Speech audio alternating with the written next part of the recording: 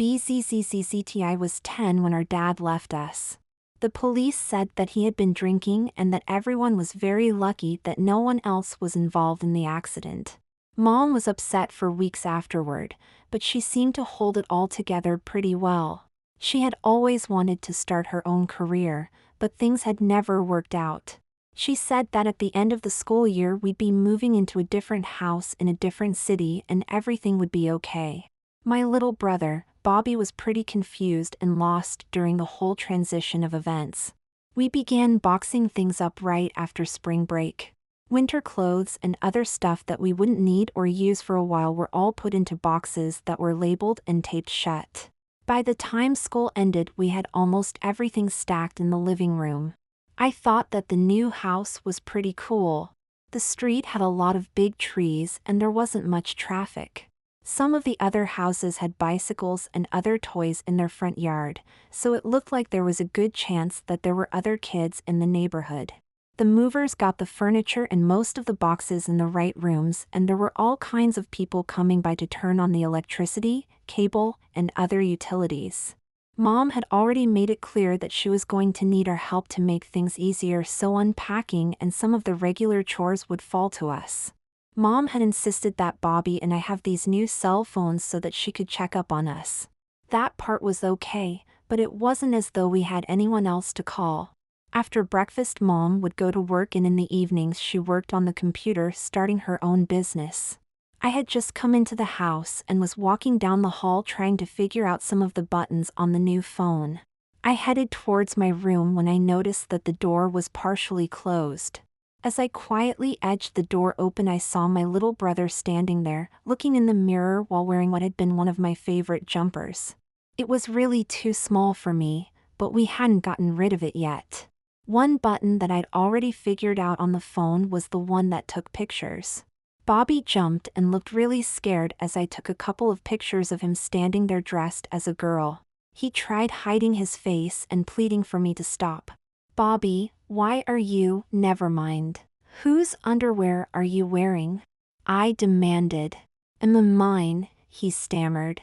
"Well, if they weren't yours, they are now," I said.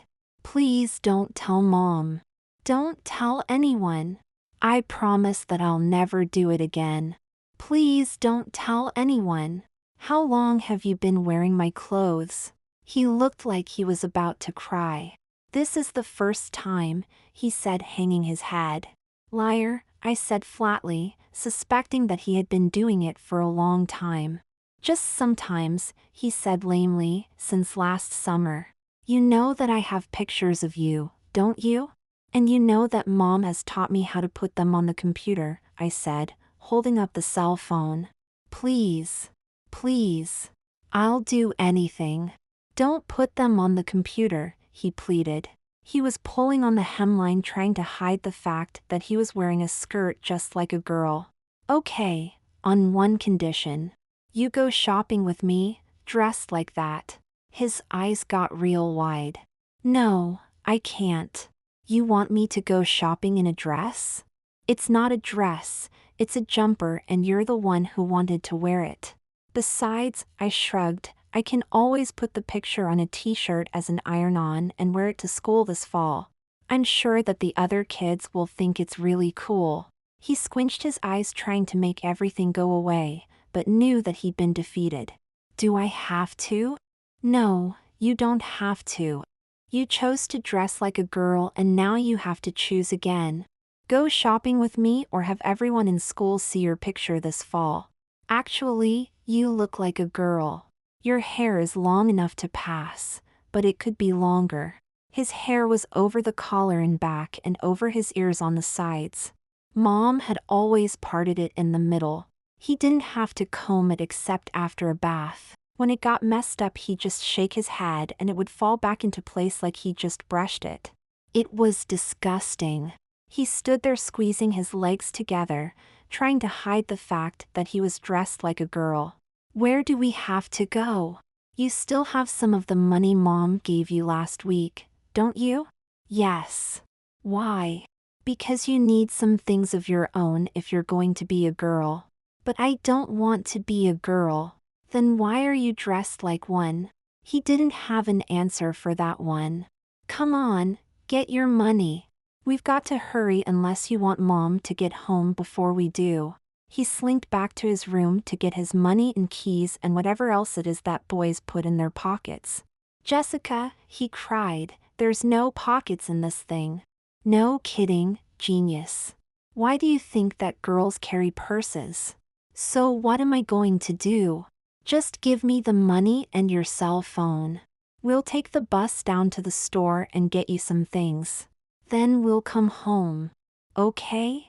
Bobby wasn't too happy about walking down the street in full view of the world while dressed as a girl, but there was no one to see him anyway. I paid the bus fare for both of us and we took our seats. Keep your knees together. Do you want everyone to see up your skirt? I whispered.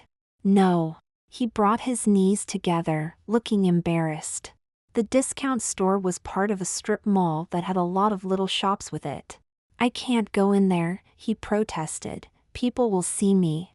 Bobby, people have already seen you. Besides, it's not like we know anybody in this town. Now come on. We found a cute purse that wasn't too small. I'd already decided that a one with a shoulder strap made more sense than one that tied up one hand.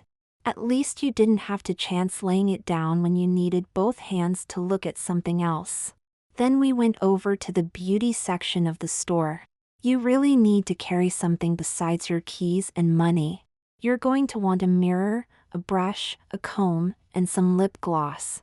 Jessie! What? Every girl carries those things. But I'm not. Do you really want to say that in a store full of people? No, he said, looking really embarrassed. When we got to the cashier to pay for the things she asked, did you girls get everything you were looking for? Yes, I answered. We just moved here and my little sister managed to lose her purse. My name is Jessica and this is my sister, Emily. Bobby looked totally horrified. She's a little shy about meeting new people. The lady smiled. Emily, what a pretty name for such a pretty girl. Emily, can you say thank you? Bobby tried to disappear into the floor. Thank you, he mumbled. The lady just smiled as she handed me back the change and receipt. That's okay, Emily, every girl loses her purse sometime. We left the store and sat on a bench under the canopy. See? I said. You dress like a girl, you look like a girl, and everyone treats you like a girl. Did you have to say that my name was Emily? I happen to like the name Emily. Besides, was I supposed to tell her that you're my brother and your name is really Bobby? No. But why do I have to be a girl? Because you like wearing girl clothes and boys don't do that? How much longer do I have to do this? Well, it's almost lunchtime. Aren't you getting hungry?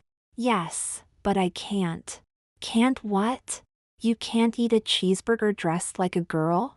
Girls do eat, you know. Keep your knees together. He pressed his knees together. Do you have to keep telling me that? No, I can just let you embarrass yourself by letting you sit there with the whole world looking up your skirt. Okay. I opened the bag of things that we'd bought and pulled out one item. What is this? I asked. A purse, he answered. No, wrong answer. Say that is my purse. Now what is this? Bobby/Emily sighed. That is my purse. Good girl, I handed it to him, her. I took the next item out of the bag. What is this?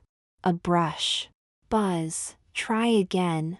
Okay, that's my brush. Good girl.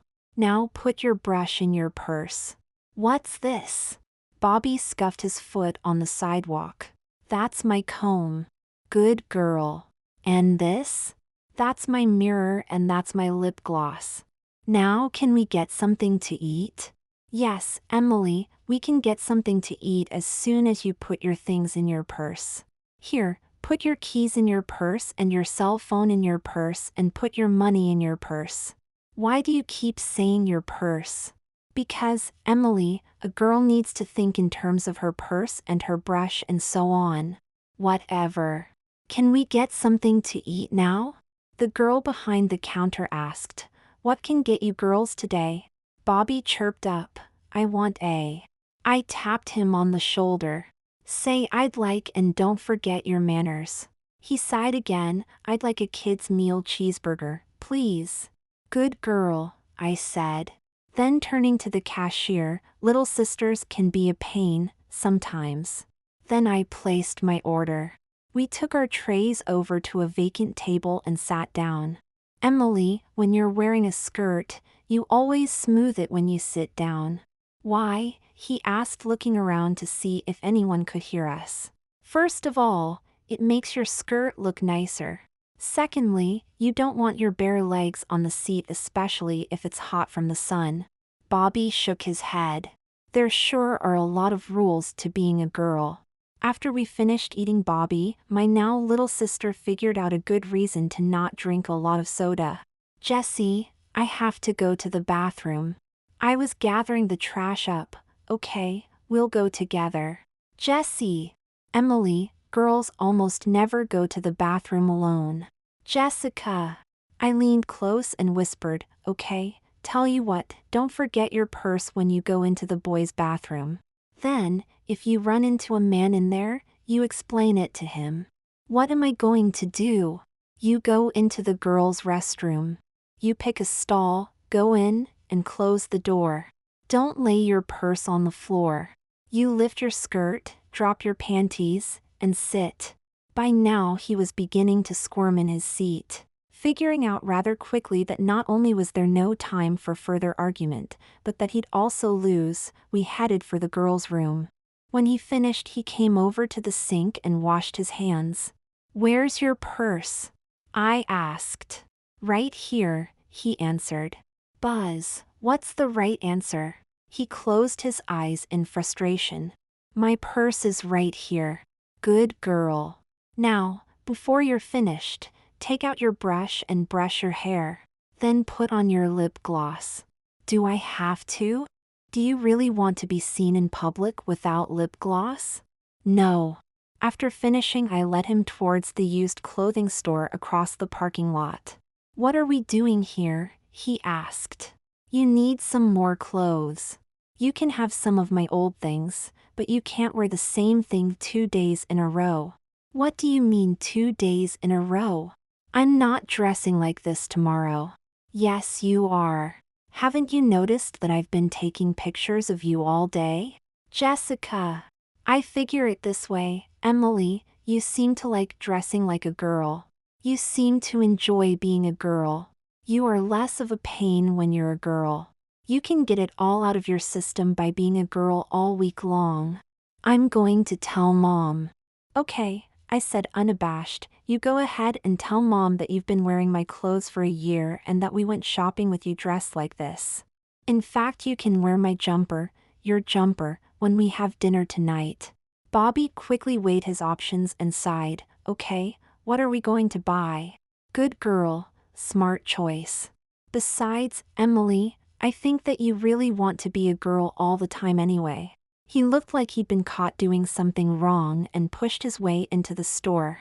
After looking at the skirts, shorts, and shorts for a while, Emily seemed to warm up to the thought of shopping for clothes.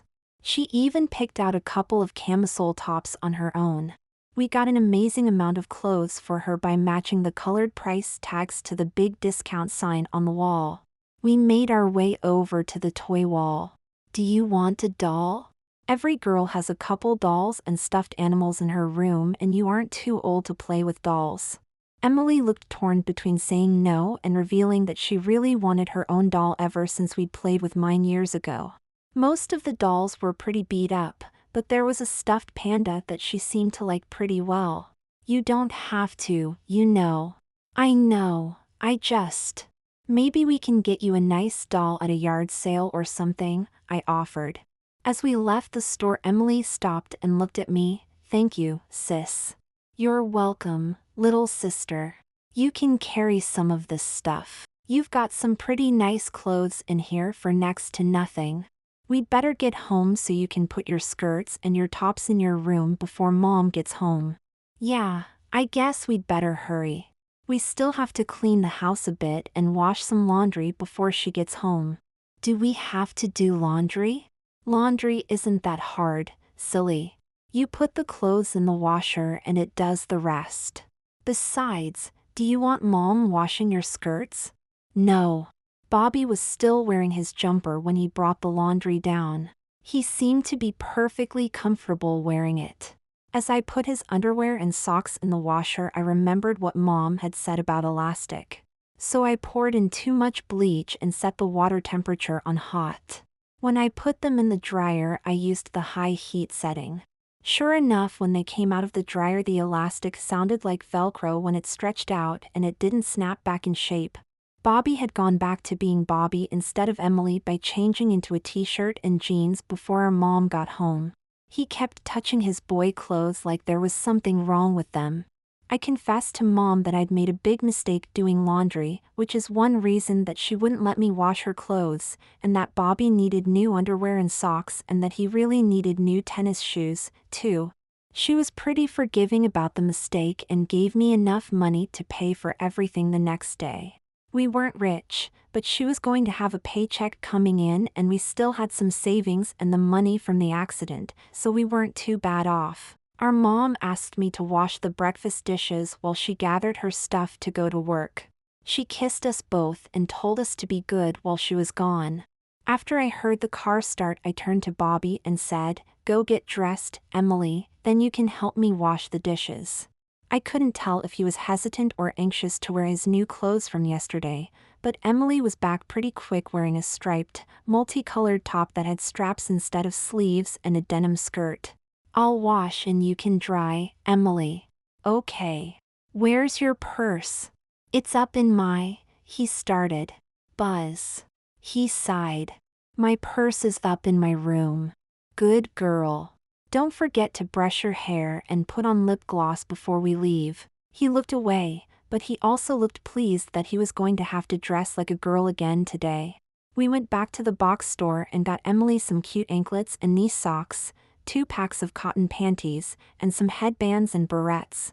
While we were walking back from the bus stop, we saw some girls playing hopscotch in a driveway just a couple of blocks from the house. Their names were Sarah and Becky.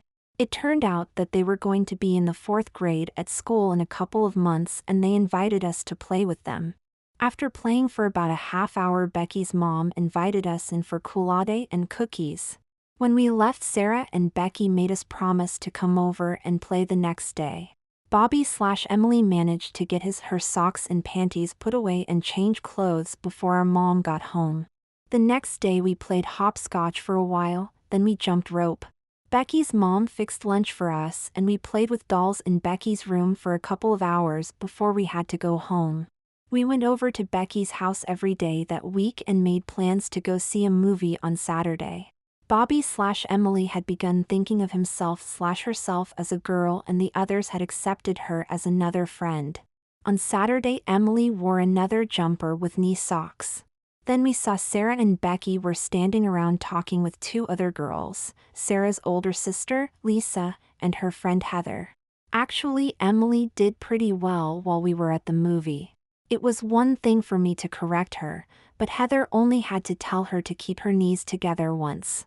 After that, Emily seemed to always follow Heather's and Lisa's clue on what to do when and how.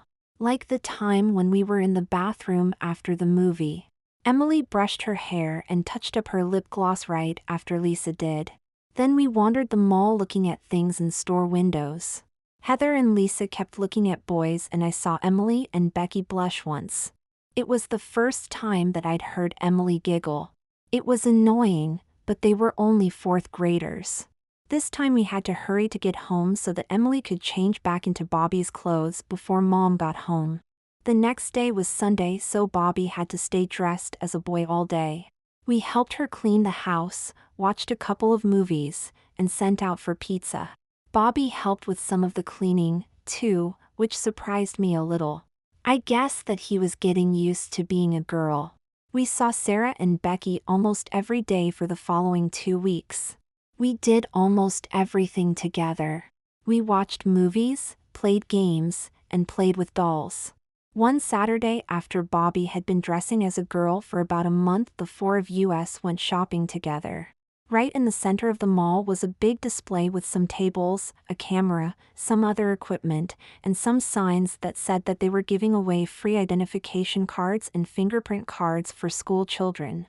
Emily didn't even think about it when she got in line with the rest of us. I told the woman there that my sister's name was Emily Catherine and gave her Bobby's birth date. On Monday morning, Bobby had to clean out his purse because he had gotten into the habit of stuffing everything in the world into it. I pointed out that his ID card had an F where it said sex. "You remember that lady who filled out this card for you?" "Yes," he said. "Good. Because it turns out that she's the fourth grade teacher at school." It took him a couple of minutes to figure out that he had already met his new teacher and that she had met him as a girl. Not that it mattered much, since I told him that his friends Sarah and Becky were in his class at school and that Heather and Lisa were going to remember him as Emily, too. I thought that he was going to have a heart attack right there at the kitchen table. "I should never have let you talk me into this." "Never," he shouted. It was you who was standing in my bedroom wearing my jumper as I remember it," I reminded him. "And you sure haven't complained about dressing or acting as Emily for the last month. You were the one who wanted to borrow Becky's nail polish last week, weren't you?" He looked decidedly uncomfortable and answered, "Yes," while looking at the floor. "Wasn't it you I caught almost getting into Mom's makeup?" He'd been caught again, and it reminded him that his whole Bobby v. Emily problem was his doing. "What am I going to do?" he pleaded. "Well, it's your choice, again," I said. "You either continue living as Emily or you come clean with everyone about being Bobby. It's your decision, Emily." "But the school will know," he pleaded again. "The school will have our records from before. Mom has our transferred stuff from before. It's in her desk. There's an envelope for each of us with our names on them. I'll just stick labels on them over our names and you can be Emily at school, if that's what you want." I waited for him to think it over for a little bit. "What's it going to be? Do you want to be Emily or are you going back to being Bobby?" He was sitting on his hands, rocking back and forth slightly. I don't know," he kept saying. "Well, you're going to have to decide pretty soon," I said. "The school registrations have to be in pretty soon. The only reason that Mom hasn't already sent them in is because she's been so busy lately. And we're going to wear uniforms to school. You heard Becky's mom talking about it last week." He sat there with his eyes tightly shut, rocking back and forth, and trying very hard not to verbalize the decision which, it seemed, that he had already made and was so obvious. "Emily or Bobby?" I said. It took a minute more, but he finally said, "Emily." "So, Emily, you are a girl?" I asked. He looked at me like I had accused him of something dirty. "Are you a girl or a boy?" "I'm a girl," he said. "I thought so. You look like a girl. You act like a girl. I think that you should be a girl because you really are a girl inside." He looked as though a great weight had been taken from him. Once he admitted it to himself that he was a girl, he seemed relieved. It wasn't that hard changing our school records. I just made up some permanent labels with our names and other information on them and stuck them onto the forms. Robert Allen became Emily Catherine in just minutes. I put them into an envelope and addressed it to the school, then mailed it. About a week later, we got some paperwork from the school system with the uniform guidelines and some other general information that we were going to need. I told Mom that Becky's mother had offered to take us to the store for our uniforms, so she gave us some money. We pretty much made a day of it, starting off with getting the new skirts and blouses in the morning, then having lunch together. Becky wanted to get her ears pierced, but her mother told her that she knew that she'd have to wait until she was in junior high. Then we went to get Becky's hair styled.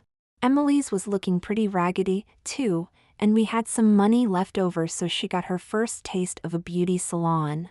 She looked pretty good with her bangs even and her shoulder-length hair undercut. The first day of school was fairly regular. The teachers didn't really teach much because everyone was still on summer spirit. I guess that Emily didn't have any problems being accepted as a girl since she already knew Sarah and Becky, and Mrs. Anderson remembered her from the ID cards. We were walking home from the bus stop when I asked her, "So, do you have any cute boys in your class, Emily?" "No. I mean, how would I know? It's not like I'm scoping out the boys." Mom had this rule about changing out of our school clothes right after we got home, so it wasn't hard to hide the fact that Bobby was wearing a blouse and skirt to school. The problem was in the mornings because she left for work about 20 minutes before we had to catch the bus. Emily got pretty good at racing to get dressed so that we could get to the bus stop in time. After the second week of school, I asked Emily, "So do you think that boy, what's his name?" "Oh, yes.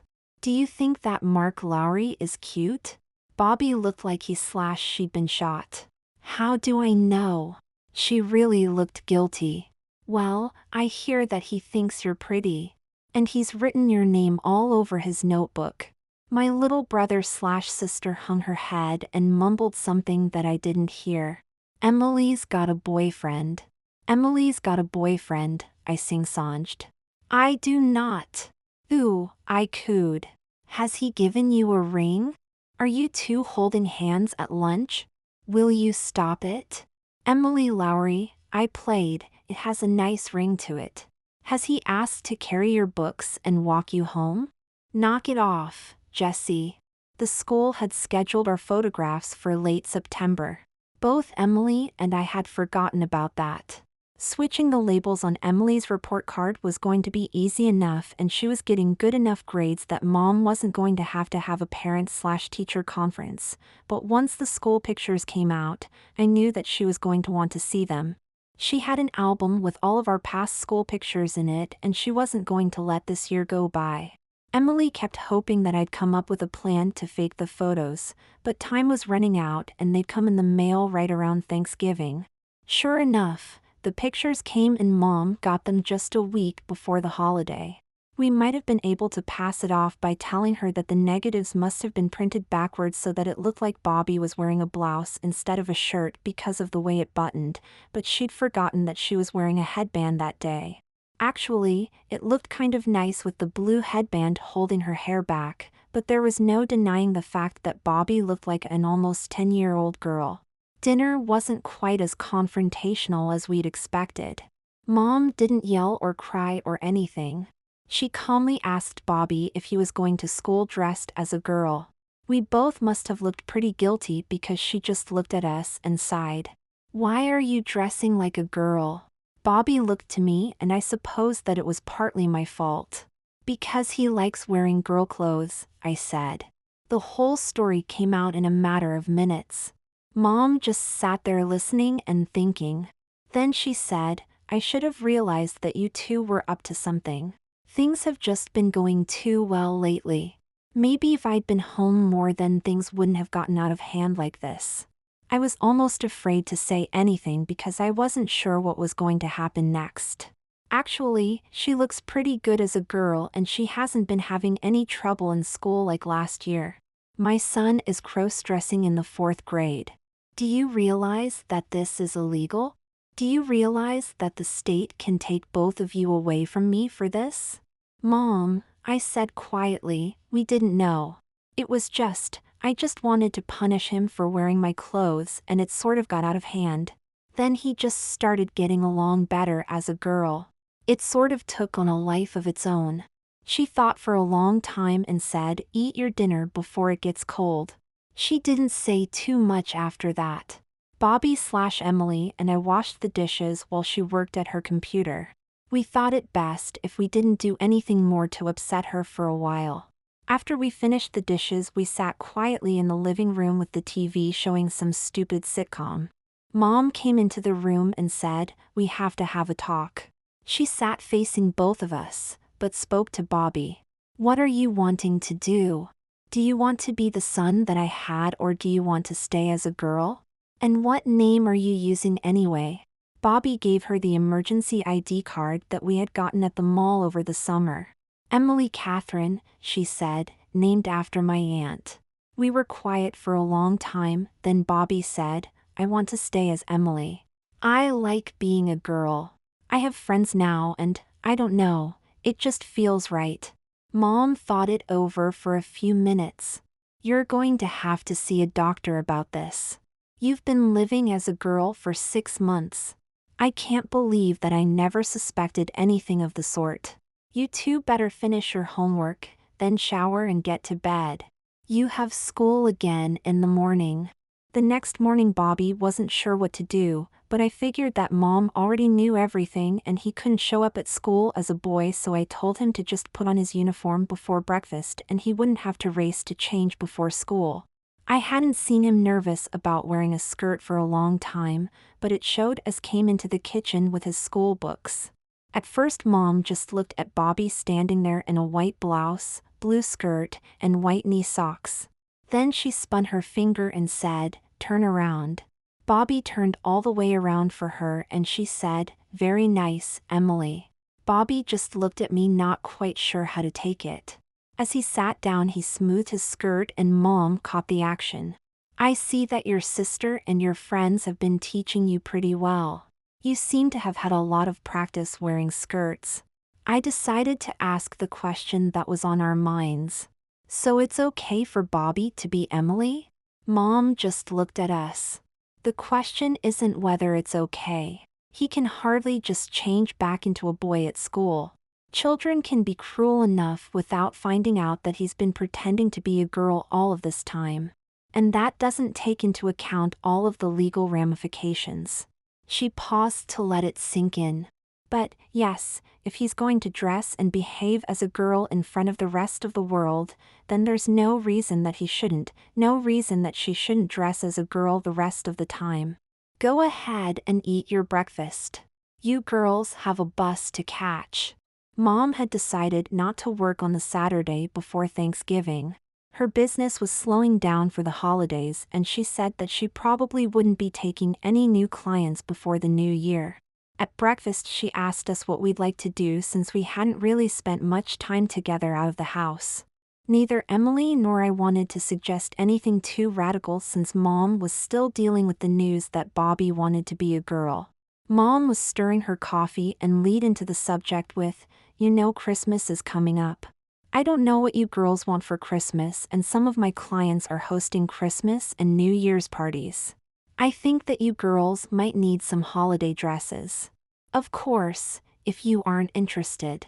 No, that would be cool, we both said together. You mean that Emily gets a new holiday dress, too, Mom? I asked. Well, unless she wants to wear some old jumper to a holiday party. No, said Emily, please. I'd really like a new dress for Christmas. Well, you girls wash the dishes and get ready, then we'll go shopping. We can get some ideas of what's available. Besides, we're going to have Thanksgiving dinner out this year and you'll want some nice dresses for that as well. While we were washing the dishes, Emily just couldn't shut up about going shopping for dresses with Mom. And I hear that JCPenney has these velvet dresses that are really cool. They'd be so cool with white tights. You've really gotten into this new dress thing, haven't you? I asked. Well, it's just because Sarah and Becky have been talking about it so much lately and Sarah's got the new Penny Winter catalog. And those dresses are so cool. As the water drained from the sink I turned and saw that Mom had been listening to us. Emily seems to be really into this new dress thing, she recited. She gets so excited sometimes, I said. I think it has to do with this boy at school, Mark Lowry. He is not my boyfriend, shouted Emily. Mom folded her arms. So, Emily, is he cute? Emily just sputtered and blushed. Well, I guess that he is, Mom snickered. It looks as though I'm going to have a mother-daughter talk with you, too. Emily just stood there moving her mouth and not making any noise. We hit several stores in the mall before deciding on dresses. Emily and I each got one along with several pairs of white tights and a pair of shoes each. Emily was all agog at having a pair of Mary Janes and couldn't wait to tell Sarah and Becky about her new clothes. I figured that it would give her something to show off for her friends. We got to wear our new dresses when we had Thanksgiving dinner at this nice restaurant. Mom was dressed to the nines, as they say, and Emily and I looked pretty good, too. Mom seemed to be warming up to the idea of having two daughters pretty well. She had said that Bobby had to see a special psychiatrist, but that she couldn't get an appointment until January. We got to go to 2 Christmas parties because the clients had invited everyone to bring their families. It was kind of funny when this one boy asked Emily to dance because she hadn't had much practice except with Sarah and Becky.